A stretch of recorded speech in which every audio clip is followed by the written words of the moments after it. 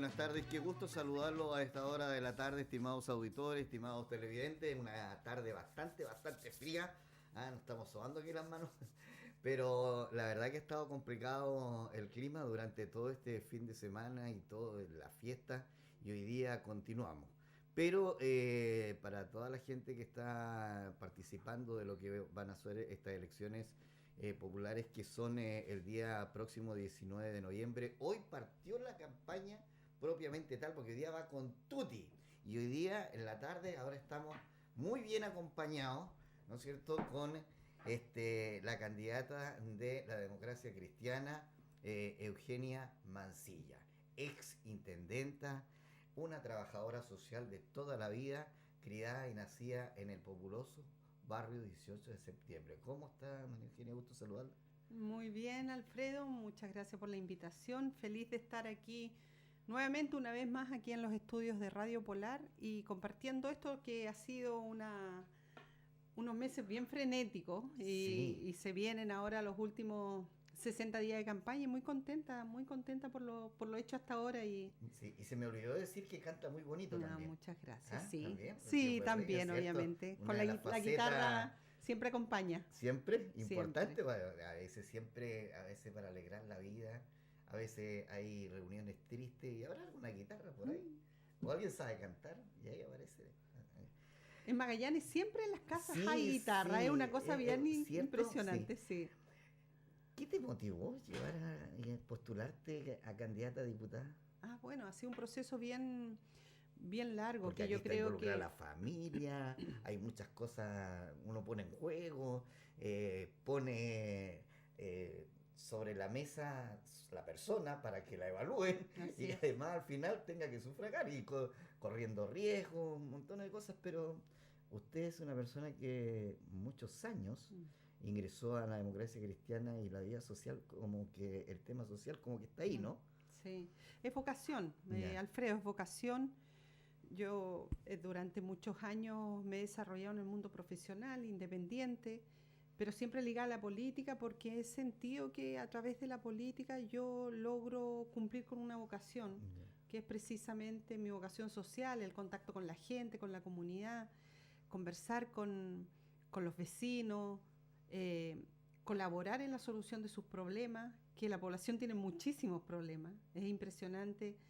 Es una sociedad que está atomizada con muchos dramas sociales, de salud, dramas económicos, de trabajo, flagelos también, muchos flagelos de el consumo de alcohol, la violencia intrafamiliar, el abandono de adultos mayores. Si uno sale a caminar por las calles y te das cuenta de tantas realidades. Eso voy. Todos los candidatos que han venido y me tocaba entrevistar durante estas últimas horas, porque esta elección tiene sus diferencias a las anteriores. Primero, no está el binominal. Así es. Segundo, se eligen 3 candidatos a diputados. Sí, claro. Y tercero, con esto de las restricciones de dinero, de la mejor fiscalización, financiamiento, hoy día lleva a que todos los candidatos, ¿no es cierto?, estén en terreno. Y ahí es donde se conoce el problema de la gente. Así es. ¿Y cómo se vive eso? ¿Cómo dice, qué hacer? O sea, bueno, ¿qué hacer? Voy a ser soy candidata, ojalá sea elegida para poderle solucionar el problema a esta gente. La verdad es que para mí no es que ahora yo me aproxime, no es novedad. Yo llevo trabajando con la comunidad hace mucho tiempo, de hecho desde que asumí como intendenta regional hace 10 años partí este proceso que ha sido permanente y nunca me he desligado de la comunidad, de las organizaciones, de los vecinos, siempre estoy en contacto con ellos y soy además madrina de muchas organizaciones, entonces eso me permite mantenerme siempre como muy en sintonía con lo que está sucediendo en la población. Y no es de ahora, yo estoy convencida que una de las formas que tenemos los que hacemos política, en definitiva, de ayudar a la gente, es acceder precisamente a estos espacios donde tú puedes, en función de ese espacio de poder que tienes, colaborar y modificar algunas realidades que son tan penosas. ¿Cómo se hace? Primero tienes que tener la capacidad de escucha.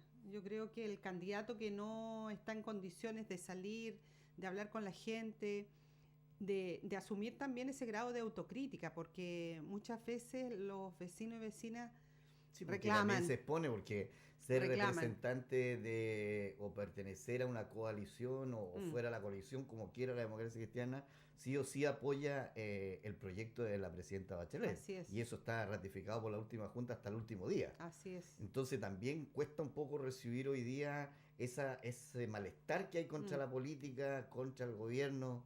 Pero yo lo hago con mucha responsabilidad. Yo escucho mucho, asumo obviamente la crítica cuando tiene fundamento, pero también entrego argumentos cuando muchas veces hay más bien desconocimiento o desinformación, porque eso también sucede.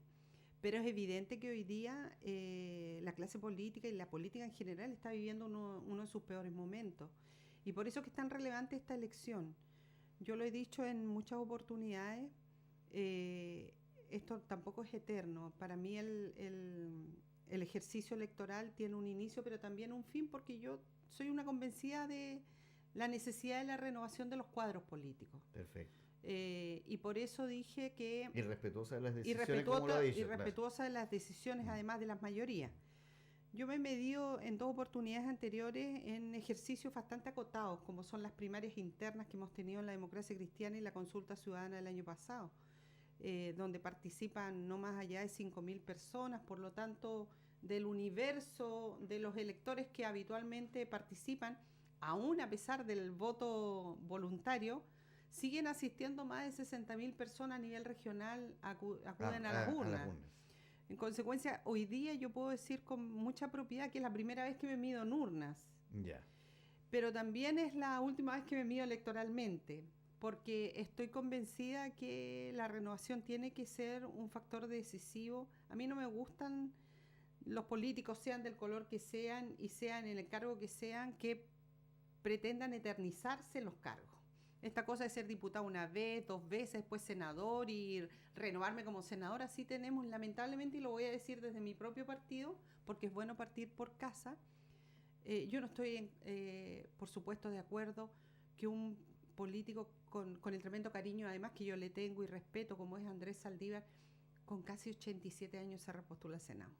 Eso a mí, de verdad que me... Pero esa es responsabilidad del partido. Me produce... Es responsabilidad de la Junta. Por supuesto. Y del comité político. Pero por eso yo estoy diciendo, no porque sea una decisión que lo tome mi partido, yo la voy a respaldar a rajatabla. Yo diría Isabel Allende. Isabel Allende, y tienes 10.000 casos más, ¿te fijas? No nos vayamos muy lejos, aquí en Magallanes nomás tenemos otros tantos. Entonces... sucede que no hay que acostumbrarse a los cargos, hay que entenderlos como espacios para colaborar, pero también yo entiendo que uno puede colaborar de otros ámbitos. Entonces, de otras maneras. Lo he hecho durante 10 años. Yo he sido colaboradora por ejemplo, de muchos... ¿No te hubiera gustado ser mejor haber esperado la elección de gobernadores regionales y postularte a gobernador regional? Un cargo que tú has manejado, tuviste en el primer gobierno de la presidenta Bachelet. Sí, lo pensé, pero si se daba en este periodo, hubiese sido el momento. ¿Tú quieres dar la lucha un poco porque, igual que un poco la presidenta nacional, hoy día candidata presidencial? Así es decir, son momentos. Mira, Alfredo, son momentos. Sí, yo creo que la política también tiene momentos para las personas. Sí. Y en esto, yo hoy día tengo las ideas súper claras, desde que salgo de la intendencia y he transitado como presidenta de un partido, ya llevo 4 años como presidenta de la democracia cristiana y sigo ligada a las organizaciones sociales. Yo tengo una propuesta que hacerle al país, no sé si será la misma propuesta que tenga 4 años más. Trata de convencerme para que yo vote por ti. Mira, mi propuesta es bastante simple. ¿En qué sentido? Yo creo que Magallanes, aquí no tenemos que descubrir la panacea, no vamos a descubrir la pólvora. Magallanes es una región aislada y extrema que hace mucho tiempo el Estado jamás ha reconocido esa condición. Y para que nosotros podamos superar todos nuestros problemas que vienen precisamente por el aislamiento, la falta de especialistas médicos, la incapacidad de retener a nuestros jóvenes que emigran, ¿no es cierto?, cuando se van a estudiar y no retornan, las pocas oportunidades laborales para algunos profesionales, este tira y afloja de la inversión pública, que nosotros sin inversión pública esta región no se podría desarrollar, porque al privado le cuesta mucho instalarse aquí, a menos que sea al amparo de las normas de excepción.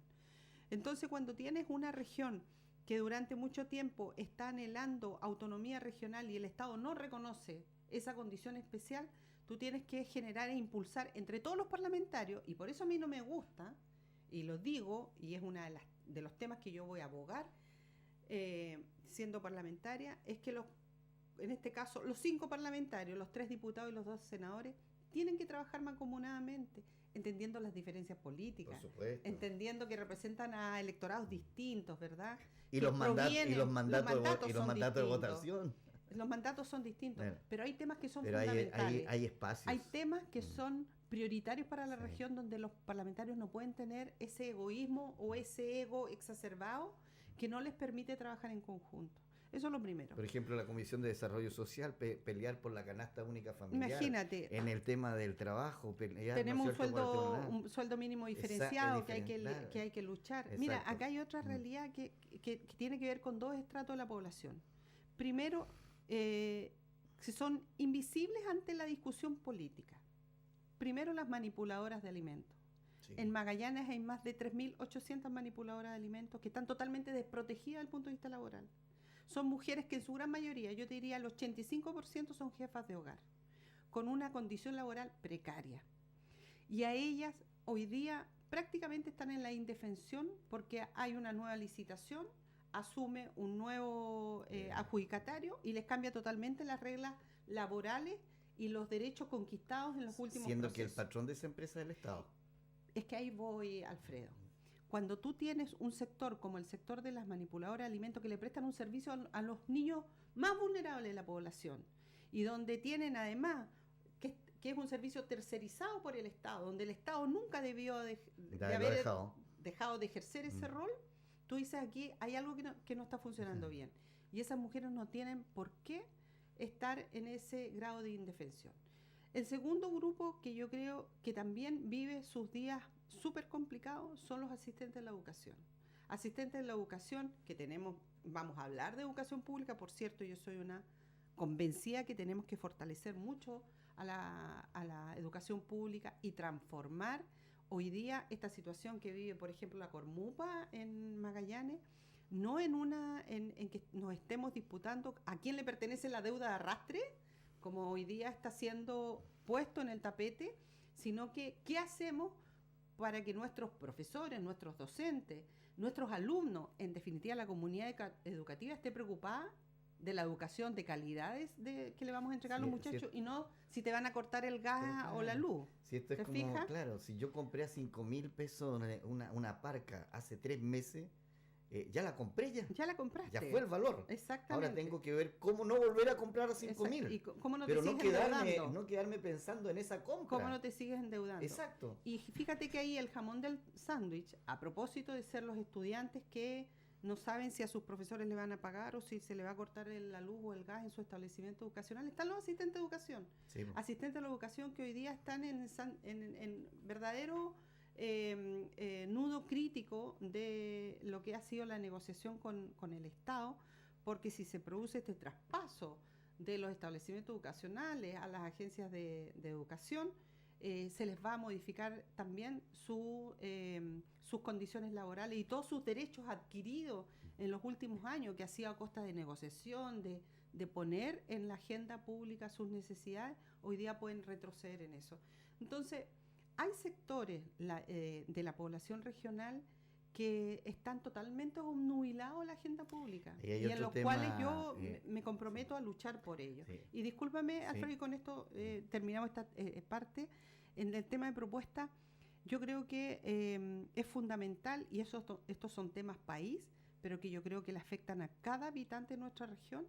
Yo voy y de hecho lo hice en mi propuesta, levantar una agenda contra el abuso sistemático que hay de la banca comercial, de las AFP y de las ISAPRE. Sí. Hoy día ya es impresentable que tengamos pensiones tan miserables como las que tenemos.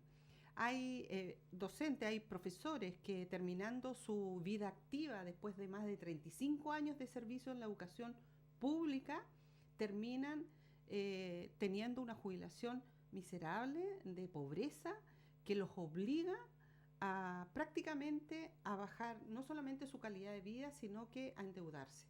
Y van a la banca y tenemos una banca que no discrimina, porque esa es la realidad. Y en lugar de caminar contentos por las calles de Punta Arenas o de su comuna, caminan tristes. Tristes, entonces amargados. Yo creo que nosotros tenemos, quienes queremos y anhelamos ser parlamentarios, tenemos que tener una voz firme respecto a cuál va a ser nuestra posición respecto a esta situación de abuso permanente de las grandes cadenas, no solamente comerciales, sino de la salud, de la educación, de las farmacias, frente a las colusiones, porque son temas, Alfredo, que si no lo abordamos en conjunto como país, vamos a seguir teniendo una sociedad desigual como es nuestra sociedad. Tiene que ser como fuerza parlamentaria igual, porque si no se logra a nivel país, por último que se logra a nivel regional. Y entre digamos, todo ese grupo están también todas estas trabajadoras que de alguna u otra forma también están un poco indefensas. Hoy día también los inmigrantes que están laborando, que son las empresas pesqueras. Exacto. No es un tema menor, personas que van a trabajar en condiciones muy adversas porque sí, claro. tienen que ser fríos. Hay muchas personas que ya a los 40 años ya están con artritis porque sí, claro. Por el tema del frío. Entonces ahí hay también un tema que se tiene, y te lo comento porque yo sé que tú eres una defensora del trabajo de las mujeres, de la mujer especialmente en todo su campo. Así es. Entonces me parece, yo te escuché en su oportunidad de que estabas también viendo ese tema, lo hayas visto en su oportunidad con el diputado Morano en la Comisión del Trabajo. Así es, así es. Mira, el tema de protección laboral es un tema que está abierto, donde los retrocesos han sido evidentes, lamentablemente, y hay que decirlo, los retrocesos han sido evidentes. La desprotección en que muchos trabajadores ejercen sus labores son realmente complejas para una sociedad como la nuestra. Pero también hay que decir que la población está totalmente aislada del desarrollo. Sí. Este es un país que dice que hemos crecido. Y yo me alegro porque además soy una defensora de la obra y la gestión de la presidenta Bachelet. Creo que se ha hecho muchísimo en términos de avance, de infraestructura. El plan de zona extrema te da cuenta sobre un compromiso a largo plazo que tiene hoy día el gobierno. Faltan los puerta a puerta de los serenios. Pero falta calle. Falta calle. Falta sí, calle. ¿verdad? Sí, es falta calle y eso, y si tú hicieras calle te darías cuenta que tú tocas una puerta y encuentras, por ejemplo, una familia que tiene un familiar postrado. Familiar postrado que no tiene los pañales suficientes, claro, que además tiene que un miembro de ese hogar decidir dejar de trabajar para cuidar a ese familiar postrado, con todo lo que eso significa. Yo he visto abuelas, matrimonios de abuelos que tienen nietos postrados, que tienen hijos postrados, que tienen que levantarlos. Que asumen ellos una responsabilidad que le correspondía a sus hijos, pero por ABC motivo no que diariamente tienen que bañarlos, tienen que asistirlos, tienen que levantarlos con esa fuerza que yo no sé de dónde sacan, atenderlos, salir a buscar el medicamento. Son realidades que te duelen, Alfredo, y que tú dices, aquí tenemos que construir una red de apoyo más allá del programa Postrado, que es un programa súper bueno que tiene el municipio, pero además es acotado. Sí. Cuando estaban viendo el tema esto de la gratuidad para los adultos mayores, a mí me hubiera gustado que el dueño de esa empresa hubiera visitado 2 o 3 de estos casos que te digo yo. Y te apuesto que en ese mismo momento toma la decisión gratuidad para todos los adultos mayores. Pero como no se conoce la realidad como corresponde, y la conocen a través de cifras que son muy frías, a través de la palabra que se trata de decir de quienes exponen el tema, tratan de hacerlo, pero es un tema muy frío. Siempre he dicho, las cosas en terreno están. Será porque trabajé muchos años en terreno y vi muchas realidades. Yo me tocó ver un caso de abuelitos, incluso inválidos, atendiendo a su nieto. Por supuesto, pero sí hay muchos de esos casos. Y uno podría decir, se puede trabajar en función de una legislación que le otorgue una pensión a ese familiar que está obligado a quedarse en su casa para asistir a su familiar postrado, porque además podríamos decir es una obligación del Estado también darle protección y atención de salud a ese postrado en un establecimiento de salud, ¿verdad? Exacto. Pero lo hacen en su casa por el cariño y además porque las condiciones los obliga a desarrollar ese tipo de acciones. Entonces, tú dices, claro, la realidad de la población dista mucho de esta cifra cuando te dicen que Chile está incorporado a este club de los 28 países de la OCDE, donde te dicen que Chile tiene un per cápita de $26,000 anuales, cuando tú sabes que no es así, que no es así, porque en este país los ricos no tienen problemas de ninguna especie, por obviamente sus ingresos, pero además porque tienes un sistema que cada vez hace más segregación. Exacto. Y a los pobres los vas terminando definiendo y los vas segregando, aislando el desarrollo. Exacto. Entonces no va a haber nunca una política social tan agresiva, ni van a haber tantos recursos públicos destinados para sacar a esa gran masa del subdesarrollo y del abandono. Y del abandono los adultos mayores. Sí.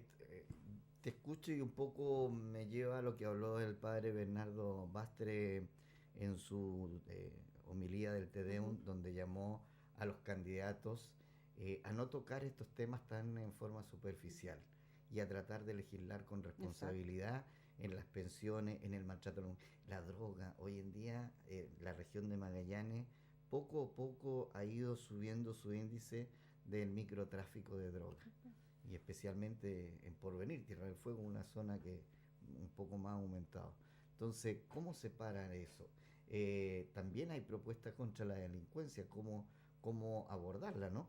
También es un tema que no es menor, a pesar que hoy día la delincuencia dice, sí, pero todos los políticos la toman como caballito de batalla. La educación sí también, la salud también, pero son realidades que uno no puede no tener una opinión. Tú tienes que tener opinión, tienes que tener opinión. Mira, yo soy una opinión con cosas que se pueden hacer, porque hay algunos que también se mandan tremendas películas hollywoodenses y que nunca van a ser realidad. Yo soy una convencida que todos los flagelos que vive la sociedad en su gran mayoría tienen que ver con la pobreza. Si tú sales a la periferia de la ciudad, te vas a encontrar no solamente con microbasurales, que ¿no es cierto? Ya es un tema que tiene que ver más con el ámbito comunal, pero yo te diría que es terrible ver cómo la falta de cultura, la falta de solidaridad que tienen muchos de nuestros conciudadanos hacen que hoy día en las poblaciones marginales tengamos microbasurales. Y esa gente convive con eso todos los días. Segundo, la pobreza igual te destina a que jóvenes y niños queden solos porque los papás están obligados a salir en busca de una opción laboral y muchas veces quedan a su suerte durante todo el día, jóvenes que no tienen oportunidades de desarrollo y en la esquina encuentran un espacio. En la esquina encuentran a través de los amigos, muchas veces del alcohol. La droga llega fácil, Alfredo. Exacto, sí. Es cosa que tú te des una vuelta y vas a ver vehículos estacionados, personas en las esquinas con mochilas, vendiendo, traficando droga. Sí. Y así tú tienes a chicos muy pequeñitos inhalando solventes. Porque quieren imitar a los grandes. Inhalando solventes. Hoy día Magallanes exhibe uno de los índices más altos de inhalación de solvente en menores de 14 años. Entonces son realidades que tú dices, ¿cuál va a ser la proyección que va a tener ese chico? Que ya hoy día está dañado desde el punto de vista de su salud. No, interno, su autoestima, mental, la parte mental. Su salud mental. Cuando está separado del núcleo familiar, pero además del sistema educativo, porque ya no asiste o abandona o deserta, ¿no es cierto?, del sistema de educación formal. ¿Qué hacemos nosotros frente a esos chicos? Dos posibilidades.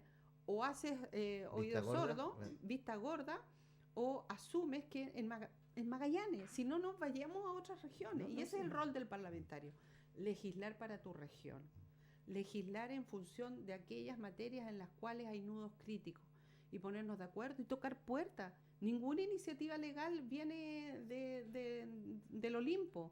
Las iniciativas legales que terminan siendo leyes son aquellas que se redactan de manera eficiente, que cuentan con el patrocinio de los que corresponde patrocinar. Y se redactan con ideales en conjunto de los parlamentarios de la zona. Y se comparte con los parlamentarios. No esto que pasó con incluso, mira... yo te iba a tocar el 21 de septiembre. Dale, ese es un caso típico de lo que no puede suceder. Exactamente. Los 4 son magallánicos, los 4 quieren y aman, ¿verdad? Esta región que se construyó con la mixtura de los croatas, de los chilotes. Y claro que a nuestra raza chilota tenemos que darle no solamente porque es de respeto, sino que también es porque corresponde, es de responsabilidad hacerlo. ¿Cómo no ponerse de acuerdo en el día? Si no tenemos muchos días en el calendario, es decir, es evidente que el 21 de septiembre fue y será el día en que se tomó posesión del Estrecho Magallanes. Fue el día en que llegó la goleta Ancud a Punta Santa Ana, fue el día en que llegó esos 21 chilotes a tomar posesión de estas tierras. Y ¿cómo no reconocerlo? Es decir, ¿cómo no ponernos de acuerdo en eso mínimo? Entonces tú te podrás dar cuenta que en proyectos de mayor envergadura la discusión debe ser de otras características. Y en conjunto. Oye, casi me convenció. Yo creo que al próximo programa me convence. Muy bien. No, de verdad, vamos bien entonces. Es que sabes que siempre es un gusto conversar con usted, Eugenia, y especialmente en estos temas. En estos temas que yo sé que ha dado bastante lucha,